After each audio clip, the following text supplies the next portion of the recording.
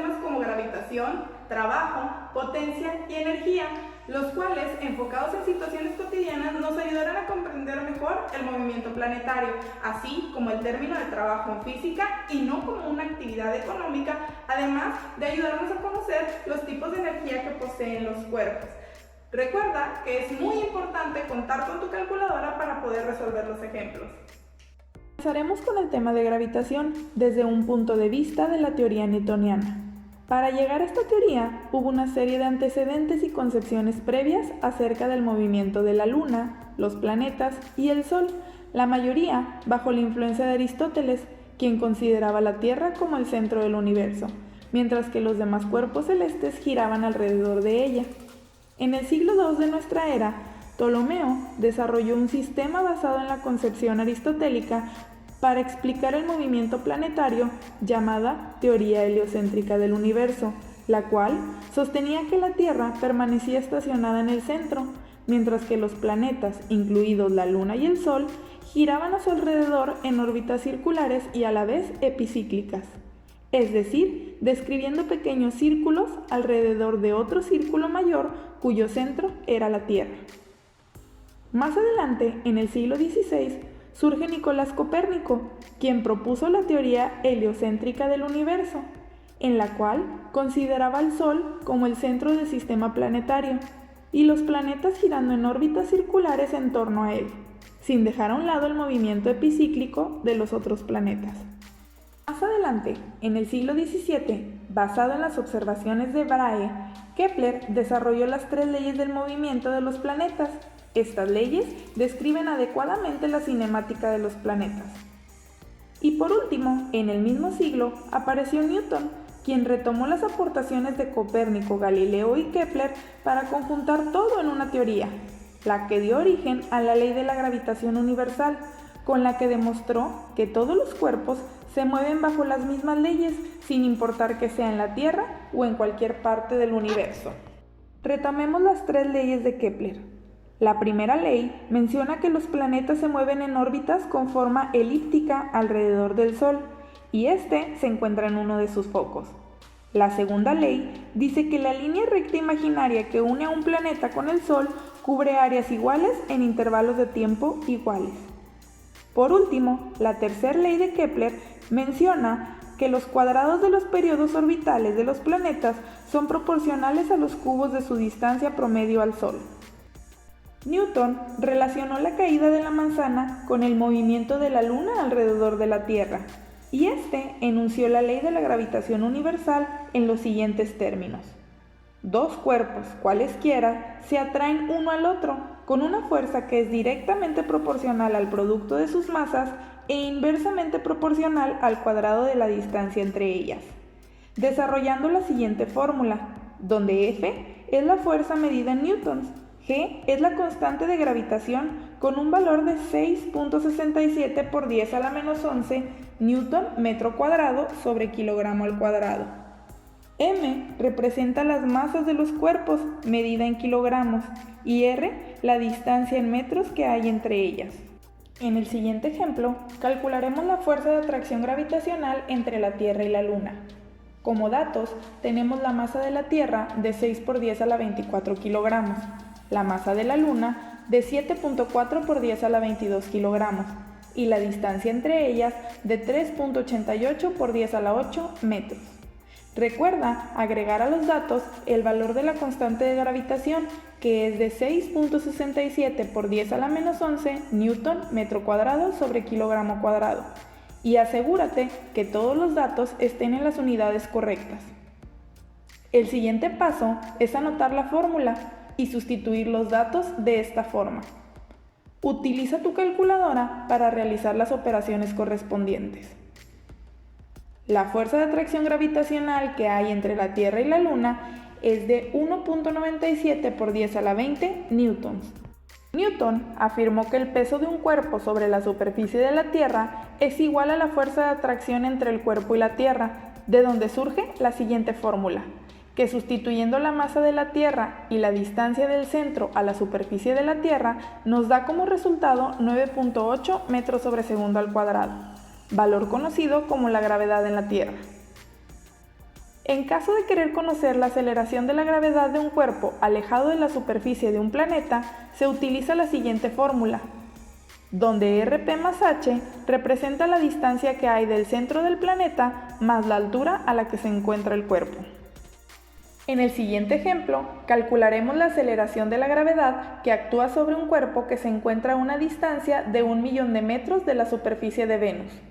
Como datos, tenemos la constante de gravitación de 6.67 por 10 a la menos 11 newton, la masa de Venus de 4.88 por 10 a la 24 kilogramos, su radio de 6.06 por 10 a la 6 metros y la altura del cuerpo de 1.000.000 de metros.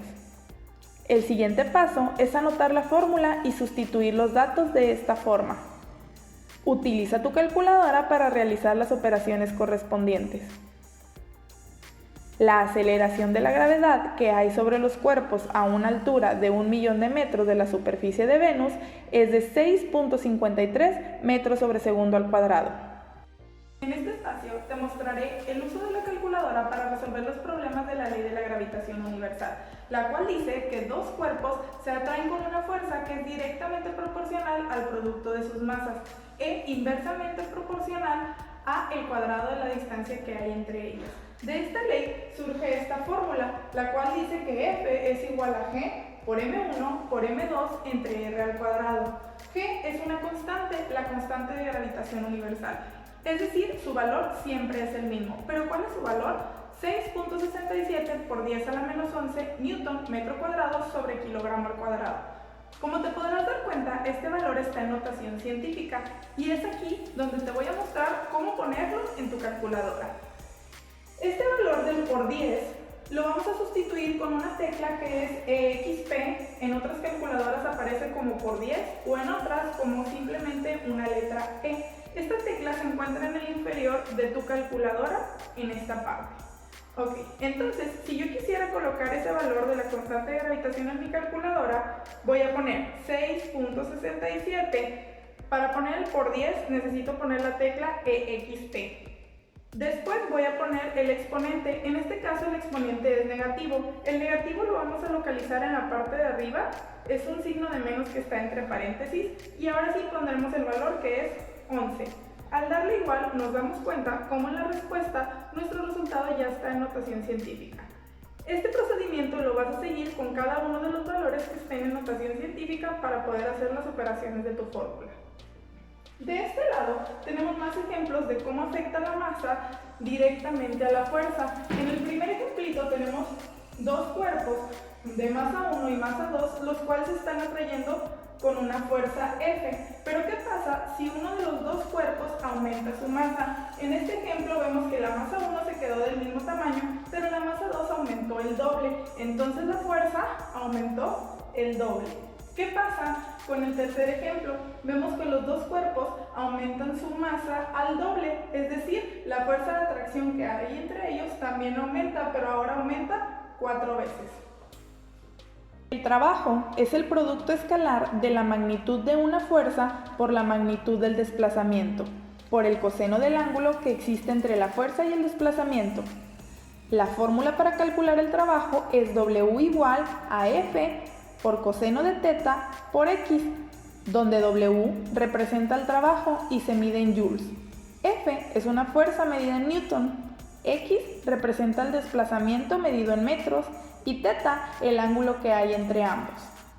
Cuando la fuerza y el desplazamiento tienen la misma dirección, el trabajo es mayor que 0, es decir, positivo, pues forman un ángulo teta de 0 grados y al sustituir en la fórmula coseno de 0 es igual a 1.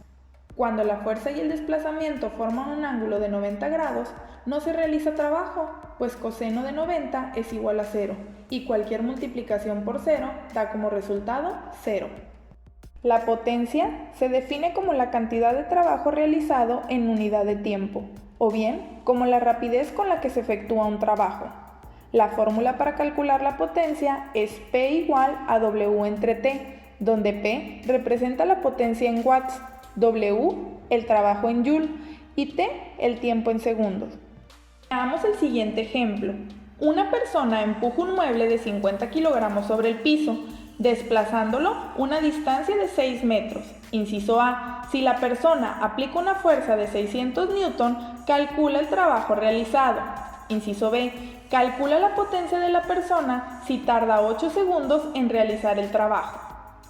Como datos tenemos la masa de 50 kilogramos, el desplazamiento de 6 metros, la fuerza de 600 Newton y el tiempo de 8 segundos.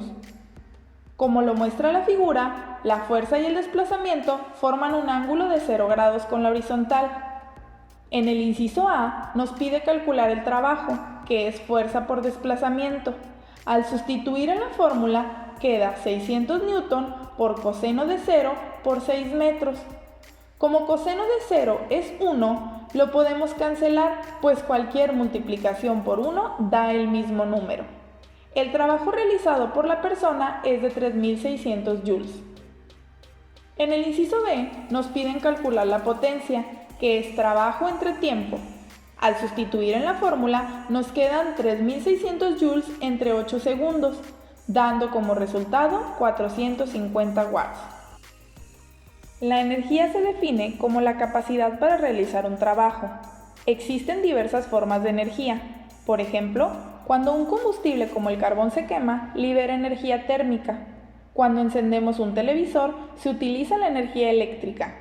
Cuando el cuerpo humano digiere alimentos, se libera la energía química que contienen. Todos los cuerpos emiten radiación en función de su temperatura. El sol, las estrellas, una bombilla emiten energía radiante. Un reactor nuclear produce calor debido a la liberación de la energía del núcleo de los átomos. Un objeto que cae libremente posee energía mecánica. Cuando el trabajo realizado implica movimiento o posibilidad de movimiento, se habla de energía mecánica. El trabajo se puede considerar como un cambio en la energía cinética de un cuerpo. Esto se conoce como el teorema del trabajo y la energía. Su fórmula es W igual a K final menos K inicial, donde la K representa la energía cinética, es decir, la energía que posee un cuerpo en virtud de su movimiento, y se calcula multiplicando un medio de la masa del cuerpo por la velocidad al cuadrado. El trabajo también se relaciona con el cambio de posición, puesto que al levantar un objeto hasta una altura y se realiza un trabajo. Su fórmula es W igual a U final menos U inicial, donde la U representa la energía potencial, es decir, la energía que posee un cuerpo en virtud de su posición, y se calcula multiplicando la masa por la gravedad por la altura a la que se levantó el cuerpo. Como ya se mencionó, la energía se transforma cuando se manifiesta, pero mantiene la misma cantidad de energía después de la transformación. Esto se conoce como la ley de la conservación de la energía, la cual señala que la energía no se crea ni se destruye, solo puede cambiar de forma, pero la cantidad de energía total antes de la transformación es exactamente igual a la cantidad de energía total después de la misma. Aplicando esta ley a la energía mecánica, sabemos que la energía mecánica inicial es igual a la final, además que la energía mecánica es la suma de la energía potencial y la energía cinética. Veamos el siguiente ejemplo. Una roca con masa de 9 kilogramos cae libremente desde lo alto de una montaña. Cuando se encuentra a una altura de 20 metros del nivel del piso, tiene una velocidad de 30 metros sobre segundo. En base a esta posición, calcula: inciso A, la energía potencial; inciso B, la energía cinética; inciso C, la energía mecánica. En el inciso A nos pide encontrar la energía potencial. Escribimos la fórmula y sustituimos los datos. Recuerda que necesitamos el valor de la gravedad para encontrar la energía potencial. Multiplicamos 9 kilogramos por 9.8 metros sobre segundo al cuadrado por 20 metros y nos da un resultado de 1764 joules. El inciso B nos pide encontrar la energía cinética. Sustituimos los datos en la fórmula y multiplicamos un medio de la masa de 9 kilogramos por el cuadrado de 30 metros sobre segundo, dando como resultado 4050 joules. En el inciso C nos pide encontrar la energía mecánica de la roca en esa posición. Sumamos la energía potencial y la energía cinética que encontramos en los incisos anteriores, dando un resultado de 5.814 joules. Este sería todo el contenido de la etapa 3. Solo para recordar, en la fase número 1 hablamos de la historia de la gravitación, quien contiene los estudios realizados por Aristóteles, las 3 leyes del movimiento planetario de Kepler hasta llegar a Newton y la ley de la gravitación universal. En la fase número 2 vimos el trabajo como un producto de una fuerza por un desplazamiento. Asimismo, vimos la potencia como la rapidez con la que se realiza dicho trabajo. En la fase número 3 y última hablamos de la energía como la capacidad para realizar un trabajo, y es de aquí donde surge el teorema del trabajo y la energía. Además, vimos los diferentes tipos de energía y cómo se transforman entre sí, pero lo más importante es que después de la transformación conservan su cantidad de energía, es decir, la ley de la conservación de la energía. Dicha ley la aplicamos en la energía mecánica, que es la suma de la energía potencial con la energía cinética. La energía potencial es la energía que poseen los cuerpos en virtud a su posición, y la energía cinética es la energía que poseen los cuerpos en virtud a su movimiento. Esperamos que les hayan servido estos temas y que hayan podido resolver todas sus dudas. Recuerden realizar sus actividades de Nexus en tiempo y forma. Muchas gracias.